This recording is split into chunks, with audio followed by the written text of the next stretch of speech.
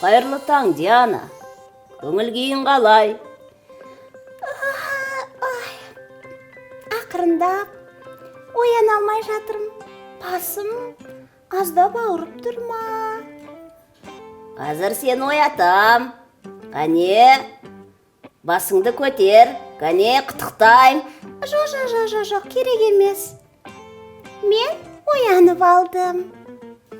Қанеке, қайталайм. Керек емес дедім ғой.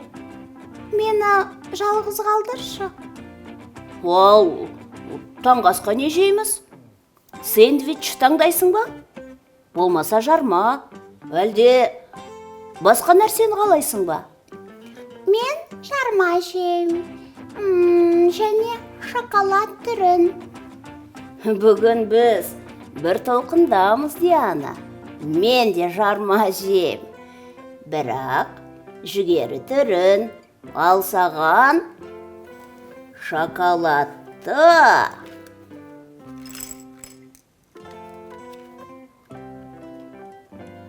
Өзіме жүгері түрін.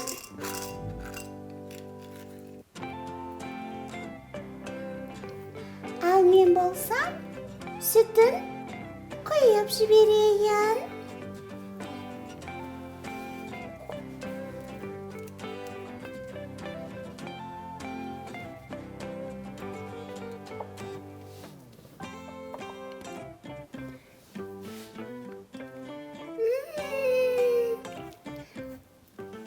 Таңғы асымыз қандай дәмді.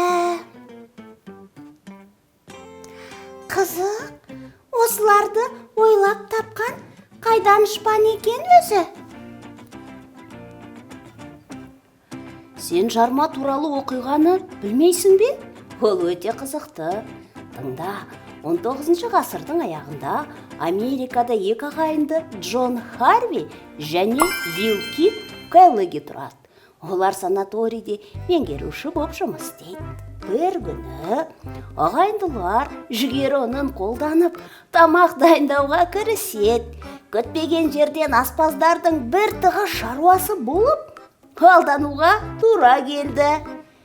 Екеуінде де ме? Яғни, екеуі де кетіп қалды ма? Мүмкін олар сиамдық егіздер болар. Ажырамас. Тыңда, сөзімді бөле бермесеңші. Ағайындылар қайтып келгенде қамырдың тым ескі болып қалғанын байқады. Оны лақтырмас үшін олар қуыруды шешті. Өкінішті. Сосын не болды сосын? Олардың таңғаларлығы қамыр дәмді және жеуге жарамды нәрсеге айналды. Бір-біріне жабысқан түйіршіктер үлпілдек, ал жармалар қытырлақ боп шықты. Қалай? Қандай керемет! Яғни ағайындылардың бірі тәжірибеші дәрігер болатын. Ол пациенттеріне осы тағамды ұсынды. Олар ерекше нәзіктікке риза болды. Ал жармаға аздап қант қосып, сүтпен сұйылтқанда одан да дәмді болды. Сосын не болды?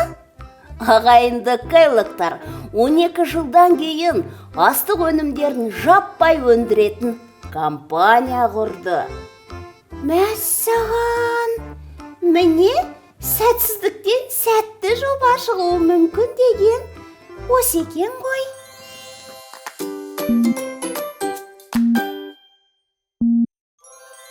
Балалар, заттарды рет-ретмен өз ыдыстарына салуымыз керек. Бүгінгі менің сіздерге беретін тапсырмам осындай. Кәне, қай затты қандай ыдысқа салады екеніміз анықтайық. Бірінші суретке қарайық. Не көріп тұрмыз? Кәмпит, дұрыс айтасыздар. Кәмпит нешеу екен? 90 данасы бар екен. Яғни 90. Енді 90 дегеніміз неше ондық? 9 ондық. Тамаша. Енді осы 90 кәмпитті біз әр қорапқа салуымыз керек. Бірінші қорапқа мен 50 кәмпит салдым. Енді менде неше кәмпит қалады екінші қорапқа? Кәне ойлап көріңдерші. 90-нан 50-ді азайтсақ 40. Сонда мен екінші қорапқа 40 кәмпит саламын. Келесі қорапқа мен 30 кәмпит салдым. Сонда мен 4-ші қорапқа неше кәмпит салуым керек? Қарайықшы. Жақсы, егер 90-нан 30-ды азайтсақ, неше болады? 60. Сонда мен қалған 60 кәмпитті мына бір қорапқа салады екем. Келесі балалар, мен кәмпитті 70 кәмпитті мына бір қораптың ішіне салдым. Енді менде неше кәмпит қалды? Дұрыс айтасыңдар, 20. Сонда 20 кәмпитті мына қорапқа салам. Қалған 70-ті келесі қорапқа салады екен. Енді келесі соңғы қорапқа 10 кәмпит салдым. Сонда менде қанша кәмпит қалады? 90-нан 10-ды азайтамыз. Дұрыс айтасыңдар, 80. Енді қараңдар, мен кәмпиттерді қорапқа салған кезде менде 90 санның құрамы шықты, солай емес пе? Ал енді қайталайық. 90 болу үшін 40 пен 50-ді қосады екенбіз. 30 пен 60-тың қосындысы 90-ға тең екен. 20 мен 70-тің қосындысы 10 мен 80-нің қосындысы. Тамаша. Енді келесі менде балалар, бұл бізде тәтті печенье бар. Печеньеміз неше екен балалар? 50. Бұл 50 дананы мен бір осы ыдыстарға дәл бағана кәмпиттер сияқты салуым керек. Бірінші ыдыста менде 20 печенье. Енді қалғанын мен келесі ыдысқа салам. Неше қалады балалар менде? 50-ден 20-ны азайтамыз. 30. Тамаша. Келесі 40.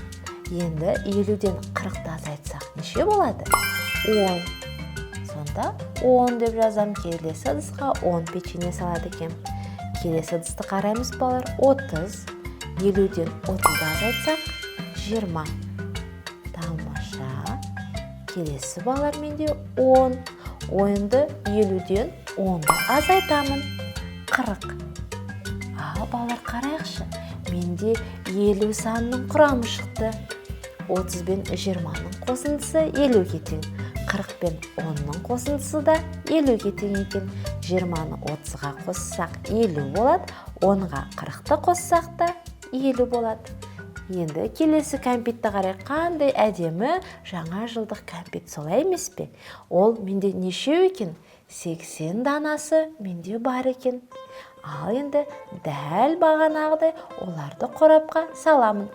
10 кәмпитті салдым. Менде неше кәмпит қалады? Кәне 80-нің 10-ды азайтамыз 70. Сонда мен келесі қорапқа 70 данасын салады екенмін. Келесінде 20 кәмпит тұр. 80-нен 20-ны азайтсам неше болады? 60. Қалған 60 кәмпитті мына бір қораптың ішіне саламын. Келесі қараймыз. Бұл неше? 30. Енді 30 кәмпитті осы қорапқа салсам, менде келесі қорапқа неше кәмпит артылады екен? Дұрыс айтасыңдар. 50. Менімен бірге есептеп балалар айтып отырмыз ба? Жақсы, солай айтып жауап беріп отырыңдар. Жарай ма? Енді келесі қорапта неше кәмпит? Дұрыс айтасыңдар. 40. Ал менде 80 кәмпит бар. 40-ты салдым. Енді келесі қорапқа мен неше кәмпит салуым керек? 80 азайту 40 тең 40. Тамаша. Менде енді қай санның құрамы шықты? 80 санның құрамы. Яғни 70 пен 10-ның қосындысы 80-ге тең. 20 мен 60-ты қоссақ та 80. 50 мен 30-тың қосындысы жауабы 80. 40 пен 40-тың қосындысы 80. Тамаша. Балалар, сендер 90, 50, 80 осы 10-дық сандардың құрамын жақсы анықтап алдыңдар. Енді кәне біз осы санның құрамымен амалдар орындайық. Қараймыз. Белгісіз санды 50-ге қоссақ, жауабы 90. Ал кәне бұның белгісіз санды табуымыз үшін 90 санның құрамына қарайық.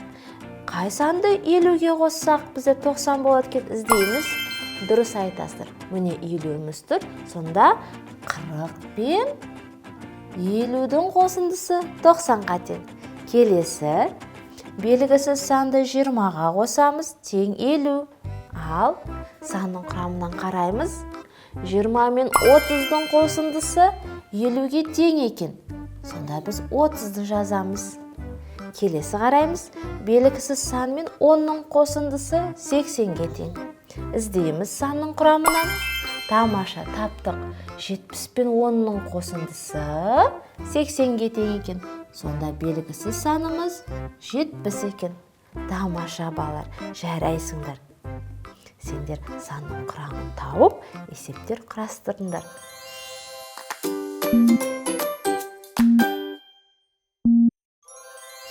88, 89. Сенде 90 шарик бар, Диана. Ерінбей, қалай санадың? Сен мені сынағың келді ғой. Мен өттім. Ал сен менің жармамды санайсың. Мен бас тартам деп ойлаймын. Білесің бе, шариктерді санау оңайырақ. Егер мен сенің жүгері жармаңды санай бастасам, сабаққа кешігіп қалам.